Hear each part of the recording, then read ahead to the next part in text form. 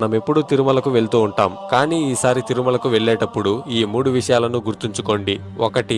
తిరుమల కొండపై చెప్పులు వేసుకుని తిరగకూడదు. ఎందుకంటే తులసి ఇచ్చిన శాపం వల్ల విష్ణుమూర్తి శాలిగ్రామ శిలగా మారాడు. తిరుమల కొండ కూడా అలాంటి శాలిగ్రామ శిల లాంటిదే. అందువల్ల తిరుమలపై చెప్పులు ధరించి తిరగకూడదు. 2. తిరుమల చాలా పవిత్రమైన స్థలం. కొత్తగా పెళ్లైన దంపతులు 6 నెలల పాటు తిరుమలకు వెళ్లకూడదు. ఎందుకంటే తిరుమలకు వెళ్లే వారికి ఆ గోవిందుడి మీద భక్తి తప్ప ఇంకేమీ మనసులో ఉండకూడదు. కొత్తగా పెళ్లైన దంపతులకి మనసులో కామవాంఛలు ఎక్కువగా ఉంటాయి. అందువలన కొత్తగా పెళ్లైన దంపతులు 6 నెలల పాటు తిరుమలకు వెళ్లకూడదు.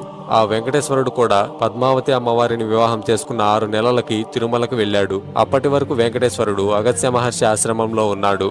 3. ప్రతి రాత్రి బ్రహ్మతో పాటు మిగతా దేవతలందరూ స్వయంగా స్వామివారిని అభిషేకిస్తారు. అందుకోసం ఆలయాన్ని మూసే ముందు గర్భగుడిలో కొన్ని పుష్పాలని అలాగే కొంత నీటిని ఉంచుతారు. తరువాత మరుసటి రోజు ఆ నీటిలో మరికొంత నీటిని కలిపి